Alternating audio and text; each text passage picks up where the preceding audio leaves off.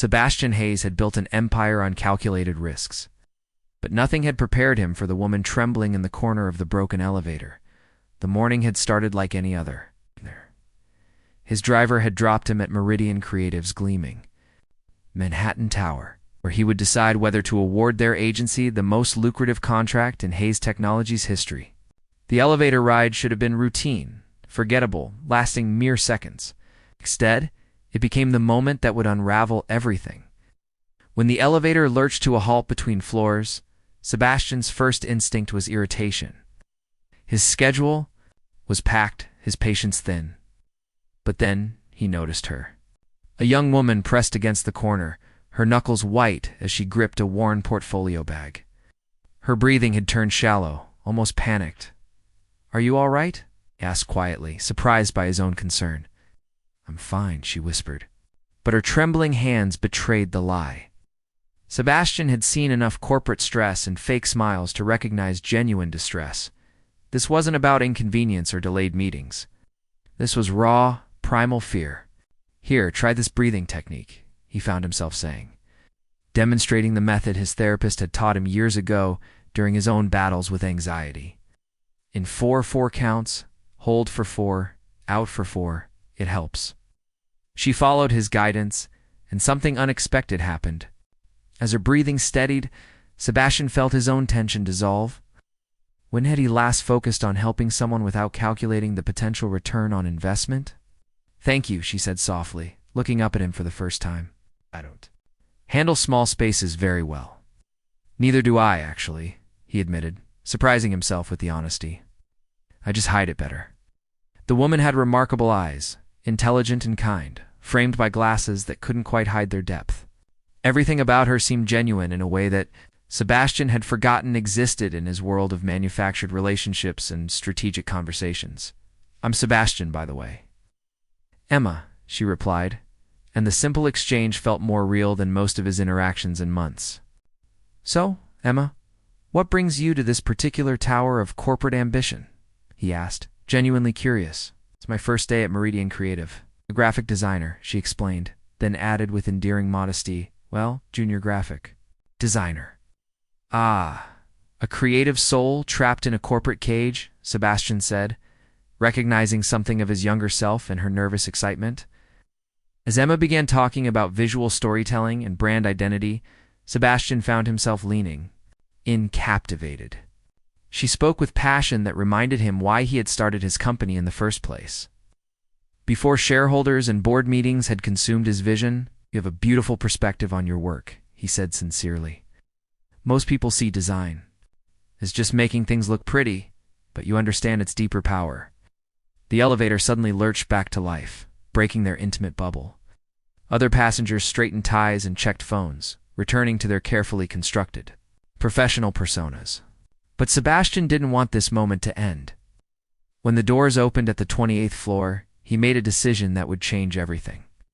Instead of continuing to his meeting on the executive floor, he followed Emma into the Meridian Creative lobby. "Are you visiting someone here?" she asked, confusion clear in her voice. Sebastian's amusement was tinged with something deeper. "You could say that. I have a meeting with the senior partners about a major project." Before Emma could process this, Sandra Wells approached with the practiced enthusiasm reserved for billion-dollar clients. "Mr. Hayes, what an honor to have you here. I'm Sandra Wells, the creative director. We're so thrilled about the possibility of working with Hayes Technologies." Sebastian watched Emma's face as understanding dawned. The blood drained from her cheeks as she realized who he was. The moment of genuine connection they had shared suddenly felt fragile, threatened by the weight of his identity. He gave her a subtle, reassuring smile before turning his attention to Sandra, but his mind remained focused on the woman who had treated him like a person instead of a balance sheet. As Sandra led him toward the conference room, Sebastian glanced back at Emma one more time. She stood frozen in the lobby, looking lost and overwhelmed. In that moment, he made another decision that would prove far more dangerous than any business venture. He was going to see her again. The meeting with Meridian's senior partners passed in a blur of presentations and profit projections. But Sebastian's attention kept wandering to the open office space visible through the glass walls. Somewhere out there, Emma was beginning her new life, probably trying to forget their encounter as an embarrassing mistake. She had no idea that Sebastian Hayes, the man who had never let emotion interfere with business, was about to rewrite all his rules for a shy graphic designer he had met in a broken elevator. The game had changed, and for the first time in years. Sebastian wasn't sure if he was the hunter or the prey. Sebastian had closed deals worth billions without breaking a sweat, but asking Emma Chen to lunch felt like the highest stakes negotiation of his life. He found her at a small desk in the junior designer area, completely absorbed in sketching preliminary concepts. Her brow was furrowed in concentration, and she unconsciously tucked a strand of dark hair behind her ear as she worked. The simple gesture hit him with unexpected force. For 20 minutes, he stood at a distance, watching her work and questioning his sanity. He was Sebastian Hayes. He didn't chase women, especially not employees of companies he was considering. For contracts, women chased him, drawn by his wealth and power like moths to a flame. But Emma was different. In the elevator, she had seen him as just Sebastian, not the billionaire CEO whose net worth dominated headlines. That authenticity was intoxicating in a way he hadn't expected. "How's your first day going?" he asked casually, approaching her desk. Emma looked up, quickly closing her sketchbook as if protecting something precious. "Good. Thank you. I hope. Your meeting went well." It did. "Meridian Creative has some talented people," he said, then took the plunge. "I was wondering if you'd like to join me for lunch. There's a quiet cafe around the corner that serves excellent sandwiches." The disbelief in her eyes was almost comical. "You want to have lunch with me? Is that so surprising?" "You're Sebastian Hayes," she said, as if that explained everything. "And you're Emma Chen, the graphic designer with brilliant insights about visual storytelling," he replied. "I enjoyed our conversation this morning, and I'd like to continue it if you're interested." He watched her glance around the office, noting the curious stares from her colleagues. Her discomfort was palpable, and Sebastian realized his presence was creating exactly the kind of attention she dreaded. "I don't think that's a good idea. People might get the wrong impression." Her rejection stung more than it should have. Sebastian was accustomed to getting what he wanted when he wanted it. But Emma's refusal wasn't about playing hard to get. It was genuine concern about consequences he had never needed to consider. "Emma, I'm not asking you as Sebastian Hayes, billionaire CEO. I'm asking you as Sebastian, the guy who was just as nervous in that elevator as you were, who found your passion for design genuinely inspiring. Could you please have lunch with me?"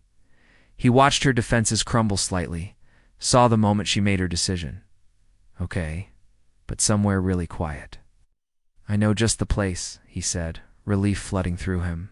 The small cafe he chose was his secret refuge, a place where Mrs. Patterson, the elderly owner, treated him like any other customer. Emma's shoulders relaxed as they settled into a corner booth, and Sebastian felt something ease in his chest that he hadn't realized was tight.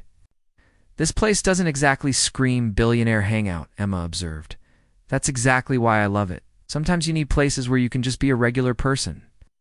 As they talked, Sebastian found himself sharing stories he rarely told anyone. His middle-class upbringing in Chicago, his father's calloused hands from years of electrical work, his mother's patient encouragement during his failures, the media narrative of overnight success that conveniently omitted the years of sleeping on office floors and surviving on instant noodles. Emma reciprocated with her own struggles. Sebastian discovered that behind her quiet exterior was a strength that humbled him. She had fought for every opportunity, worked multiple jobs to pursue her passion, and maintained her integrity in a city that rewarded compromise. "You know what I admire about you?" Sebastian said, leaning forward.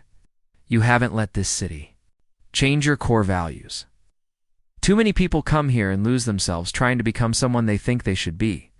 Maybe I'm just too stubborn to change," Emma replied with self-deprecating humor. "Or maybe you're exactly who you're supposed to be," he said softly. The moment stretched between them, loaded with possibility, until Emma's phone buzzed with reality. She checked the time and panic flickered across her face. "I should get back. I've been gone for over an hour on my first day." Of course, Sebastian agreed, though every instinct screamed against letting her go. "But Emma, I'd like to see you again. Outside of work, if you're interested." Her eyes widened. Sebastian, I don't think that's wise. You're you, and I'm me. We live in completely different worlds. So did Romeo and Juliet, he said with a teasing smile. That didn't end well for them, Emma pointed out, but he caught the smile she tried to hide.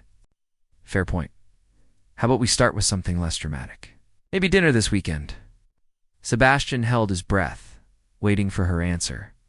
In boardrooms, he could read people instantly, predict their responses, manipulate outcomes.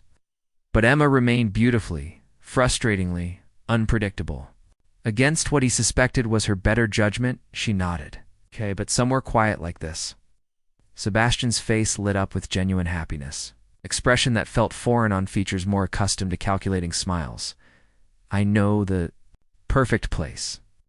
As they walked back to the office building, Sebastian caught their reflection in the glass doors. They looked mismatched, improbable, but somehow right together. Emma was still the small-town girl out of her depth. He was still the billionaire whose every move commanded attention. But in the space between them, something electric crackled with possibility. Sebastian had built his empire on taking calculated risks, but pursuing Emma Chen felt like the most dangerous venture of his life. He was about to discover that some risks were worth everything. Sebastian stood in his penthouse apartment's floor-to-ceiling windows, watching the city lights blur into streams of gold and white below. In 3 hours, he would pick up Emma for their first real date. In his 34 years, he had never felt this combination of anticipation and terror. His phone buzzed with the 5th call from his assistant, reminding him about tomorrow's board meeting, the quarterly reports that needed review, the merger negotiations that couldn't wait. Sebastian ignored them all. For the first time in his adult life, business felt secondary. The restaurant he chose was a hidden gem in the village. It's tucked away from the paparazzi and social climbers who haunted his usual haunts. When Emma emerged from her building, Sebastian's breath caught. She had traded her conservative work attire for a simple black dress that highlighted her natural beauty without trying too hard. She looked nervous, but radiant. You look beautiful, he said simply, opening the car door for her. Emma blushed, unused to such direct compliments. Thank you. This feels surreal. The evening unfolded like a dream Sebastian hadn't dared to have. Emma talked about her childhood in Oregon, her parents' immigrant story, her dreams of creating art that mattered. Sebastian found himself sharing vulnerabilities he had buried under years of corporate armor. I haven't felt this relaxed in years, he admitted over dessert, watching candlelight dance across Emma's face. Really? I assumed being wealthy meant never having to worry about anything. Sebastian laughed, but there was no humor in it. Money solves some problems and creates others. Every friendship is suspect, every relationship potentially transactional. You start to forget what genuine connection feels like. Emma reached across the table, her fingers briefly touching his. The simple contact sent electricity through Sebastian's entire body. That sounds lonely, she said softly. It is, he admitted, then looked directly into her eyes. Until now, the vulnerability in his voice made Emma's breath hitch. She was falling for him. Sebastian could see it, feel it in the charged space between them. But he also saw the fear, the rational voice telling her this was impossible.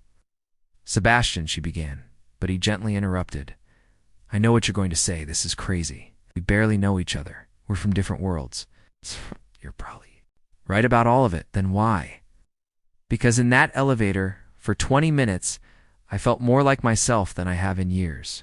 Because when you talk about design, your eyes light up the same way mine used to when I talked about changing the world through technology. Because you make me remember who I was before I became what everyone expected me to be. Emma's defenses crumbled completely. When Sebastian leaned across the table and kissed her, soft and tentative, she didn't pull away.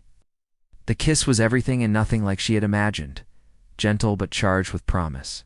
They walked through Washington Square Park afterward, Emma's hand small and warm in Sebastian's. For a few precious hours, they existed in a bubble where net worth and social status didn't matter. They were just two people discovering each other. The bubble burst on Monday morning. Sebastian arrived at Meridian Creative early, hoping to steal a few minutes with Emma before the workday began. Instead, he found Sandra Wells waiting in the lobby, her expression grim. "Mr. Hayes, we need to talk privately." In Sandra's office, she got straight to the point. "I understand you've been spending time with one of our junior designers, Emma Chen." Sebastian's jaw tightened. "My personal life is not up for discussion." "It is when it affects a $50 million contract," Sandra snapped. The other partners are concerned. "If this is just a fling, fine. But if it becomes public and ends badly, it could destroy our reputation. More importantly, it puts Emma in an impossible position." "What are you suggesting?" "That you consider the consequences. For her, not just yourself. Emma is talented but new. If word gets out that she's involved with our biggest client, her colleagues will assume she slept her way to whatever success she achieves. Her work will always be questioned. Is that fair to her?" Sebastian felt the weight of Sandra's words like a physical blow. In his pursuit of Emma, he had been thinking only of his own desires, not the professional minefield he was creating for her. "And if the relationship ends badly," Sandra continued, "Emma could lose her job, her reputation, her future in this industry. You'll move on to the next pretty face. She'll be the cautionary tale whispered about in design circles for years." That afternoon, Sebastian watched Emma from across the office, seeing her through new eyes. She was laughing with Jessica, completely absorbed in her work, blissfully unaware that their weekend together had already become office gossip. Several colleagues cast meaningful glances her way, and Sebastian caught fragments of whispered conversations that made his blood boil. "I heard Hayes personally requested her for the project team. Convenient that the new girl gets the biggest account on her first week. Must be nice to have connections." Emma remained oblivious, but Sebastian saw the slow poison spreading. Sandra was right. His presence in Emma's life was already damaging her professionally, and they had barely begun. That evening, Sebastian made the hardest decision of his life. Instead of calling Emma as planned, he drafted a carefully worded email to Sandra Wells, officially withdrawing his request to have Emma assigned to the Hayes Technologies project. Then he sat in his empty penthouse, staring at Emma's contact information in his phone, and chose silence over the sound of her voice. It was the right thing to do, the noble thing, the thing that would protect her career and her future. It felt like tearing his own heart out with his bare hands. But Sebastian Hayes had built an empire on making hard choices, and this was the hardest of all. Emma deserved better than becoming collateral damage in his complicated world, even if walking away from her felt like losing the only real thing he had ever found. 3 weeks of silence stretched between Sebastian and Emma like a chasm that grew wider with each passing day. Sebastian threw himself into work with brutal intensity, staying in the office until the cleaning crews arrived, taking meetings in different time zones to avoid sleeping. But every quiet moment brought Emma's face back to him, the memory of her laugh, the way she had looked at him like he was just Sebastian, not a walking bank account. His assistant, Marcus, finally intervened on a Thursday evening when he found Sebastian staring blankly at financial reports he had read 5 times without comprehension. "Sir, with respect, you look like hell," Marcus said, setting a cup of coffee on Sebastian's desk. "Thank you, Marcus. That's exactly the morale boost I needed. When's the last time you slept? Ate something that wasn't delivered? Had a conversation that wasn't about quarterly projections?" Sebastian rubbed his eyes, feeling every one of his 34 years. "I'm fine. You're miserable. Out. And before you deny it, I've worked for you for 8 years. I know the difference between focused and self-destructive." Marcus was right, but admitting it would mean acknowledging that Emma Chen had become essential to his happiness in the span of one weekend. That level of vulnerability felt dangerous, even to himself.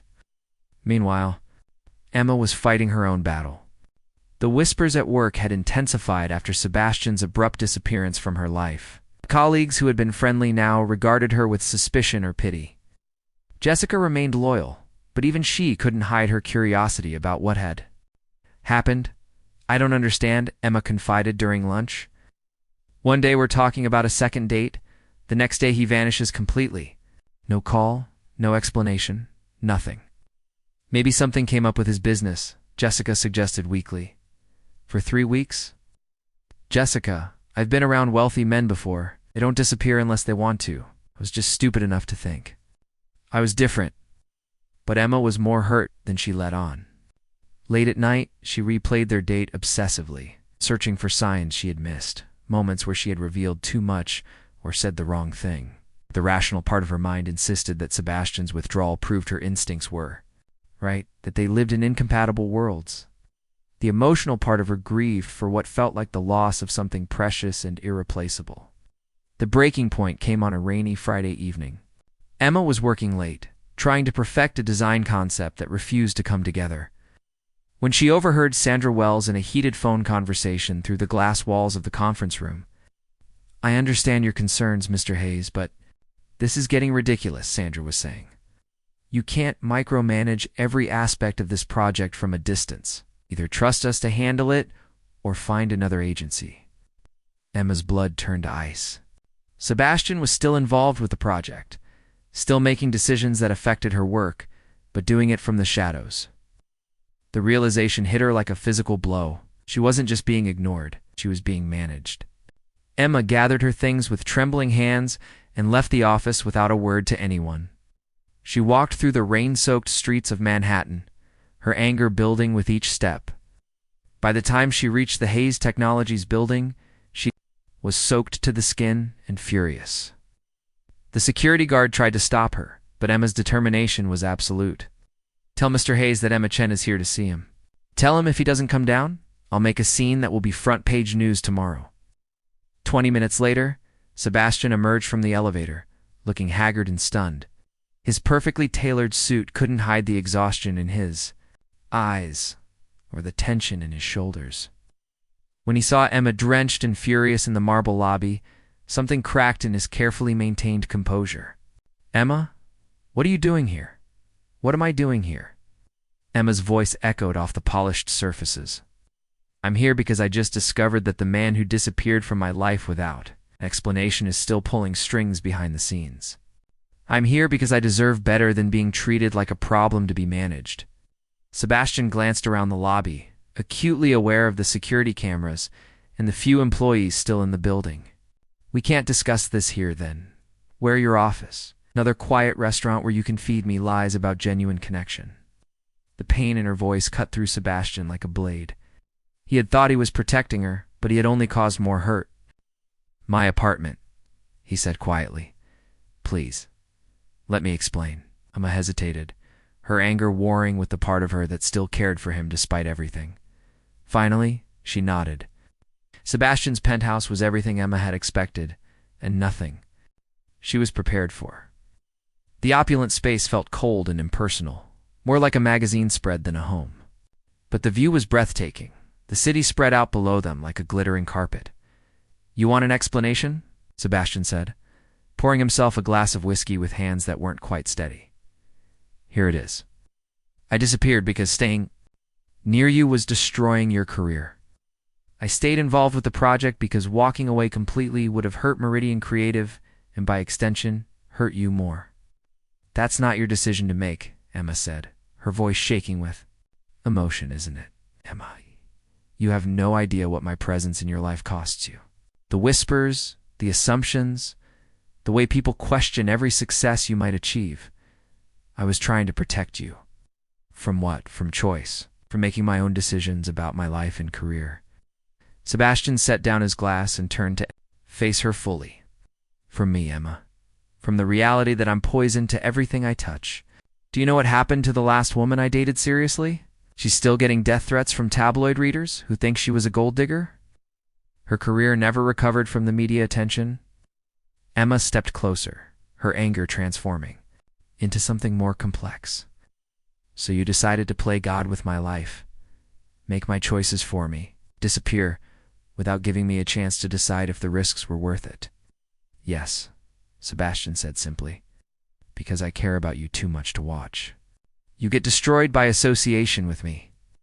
And what if I told you I was willing to take that risk? What if I said that 3 weeks without you has been worse than any professional gossip could ever be?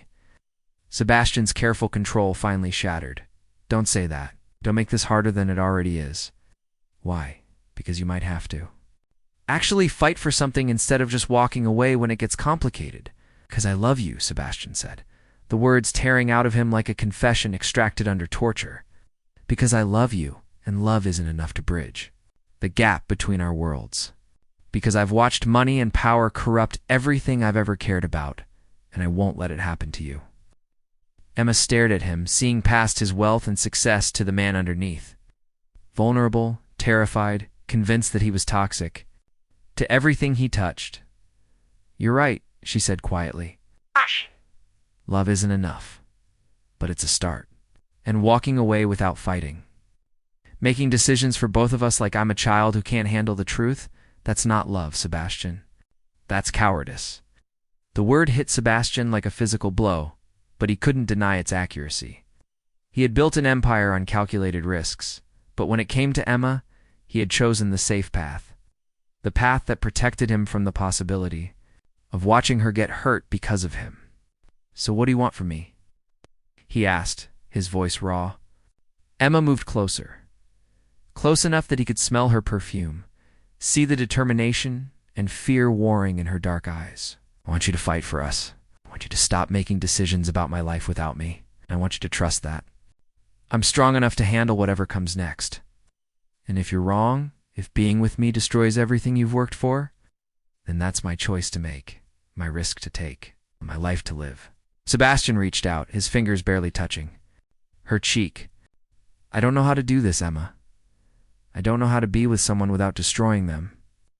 Then we'll figure it out together, she said, leaning into his touch. But no more disappearing, no more decisions made in isolation. If we're going to do this, we do it as partners. Sebastian kissed her then, desperate and grateful and terrified all at once. He was about to discover whether love really could overcome the vast differences between their worlds, or whether he was about to watch the best thing in his life crumble under the weight of his toxic legacy. Either way, for the first time in 3 weeks, he was no longer alone. 6 months later, Sebastian stood in the Hayes Technologies boardroom, facing a room full of executives who looked like they wanted to stage a mutiny. The quarterly reports spread across the mahogany table told a story that defied every business principle he had ever lived by. Sebastian, we need to discuss the Meridian creative situation, said board member Richard Hawthorne, his voice tight with barely controlled frustration. The contract has tripled in scope. We're paying premium rates for junior designers, and you're personally involved in creative decisions that should be delegated to project managers. The campaign is groundbreaking, Sebastian replied calmly. Our brand recognition has increased 40%. And early market testing shows the highest consumer engagement in company history. That's not the point, snapped another board member. The point is that you're compromising your judgment for personal reasons. Everyone knows about your relationship with that designer. Sebastian's jaw tightened, but his voice remained level.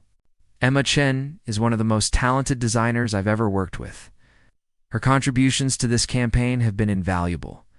Invaluable enough to justify the media attention, the tabloid speculation about preferential treatment, the questions about company ethics. Sebastian had known this confrontation was coming.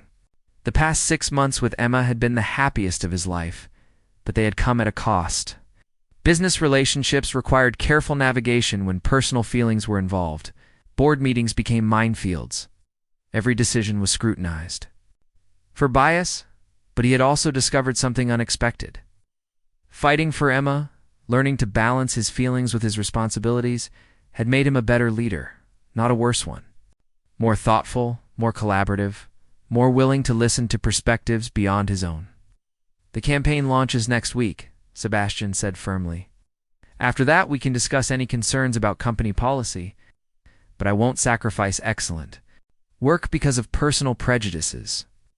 The meeting ended in tense silence, but Sebastian felt lighter than he had in months. For the first time in his professional life, he had chosen heart over pure strategy, and the sky hadn't fallen. Meanwhile, across town, Emma was fighting her own battles. The Meridian creative office buzzed with pre-launch energy, but Emma could feel the undercurrent of tension that surrounded her wherever she went. Her work on the Hayes Technologies campaign was undeniably brilliant, but whispers followed her through the halls. Lucky girl, landing the biggest client on her first month.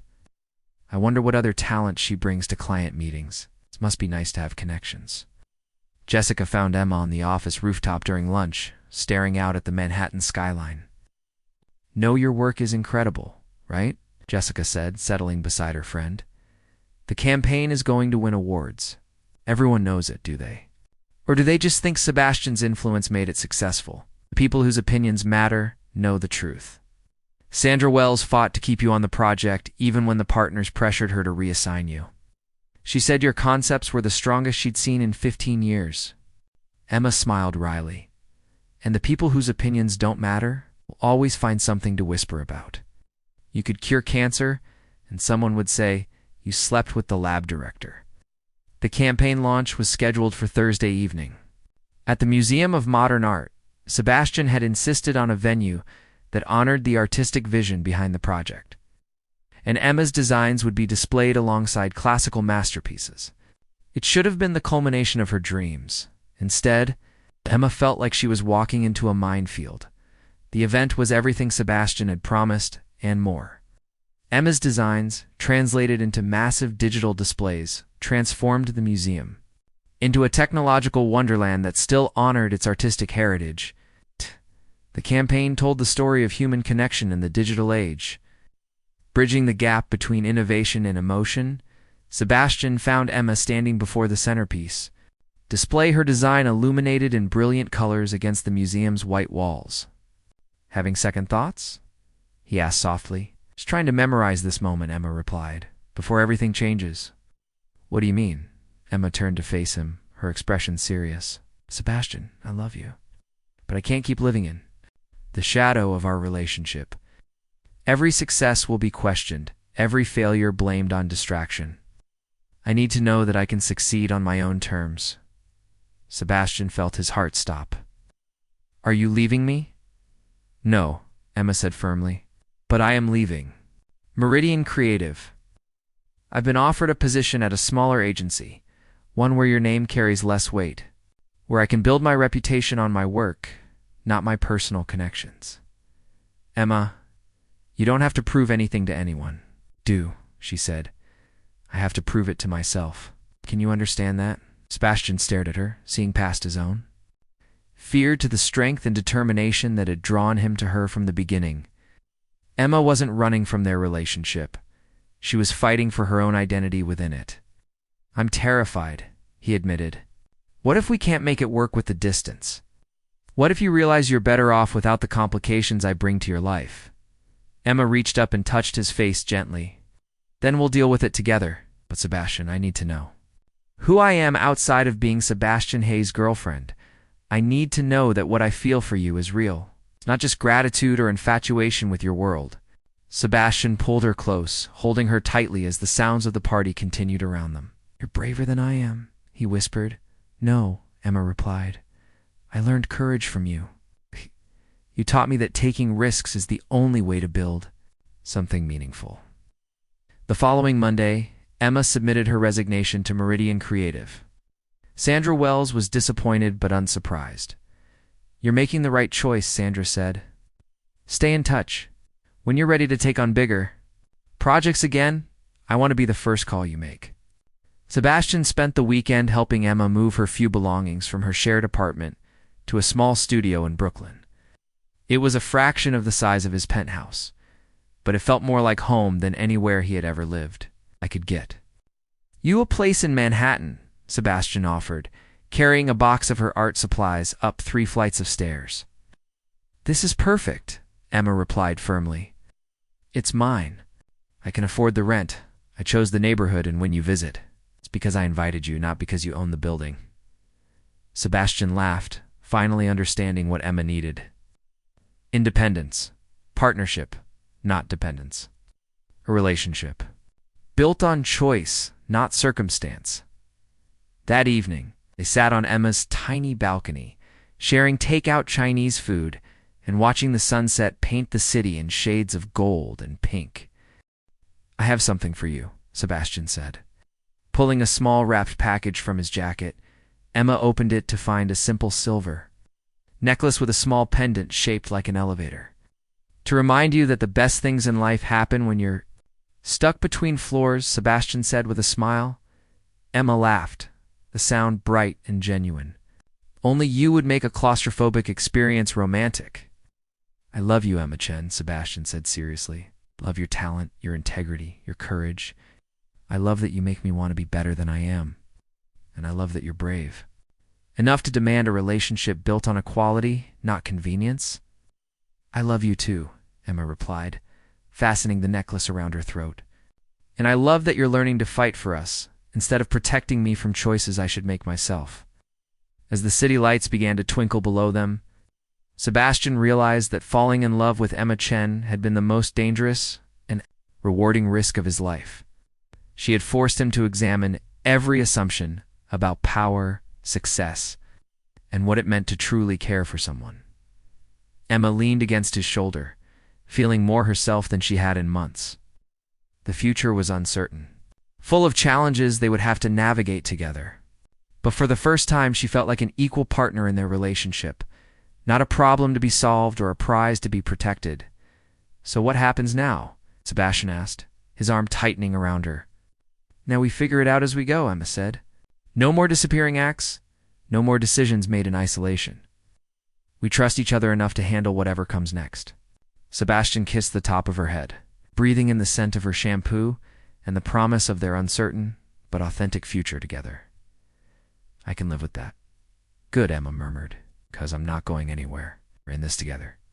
Sebastian Hayes, for better or worse, for richer or poorer, he teased. Especially for richer or poorer, Emma laughed, though preferably not too much poorer. I have student loans. As Manhattan settled into evening around them, Sebastian and Emma sat in comfortable silence, watching their city transform from day to night. They had learned that love wasn't about finding someone who completed you, but about finding someone who inspired you to complete yourself. The elevator that had brought them together had been broken, stuck between floors, forcing them into an intimacy neither had expected.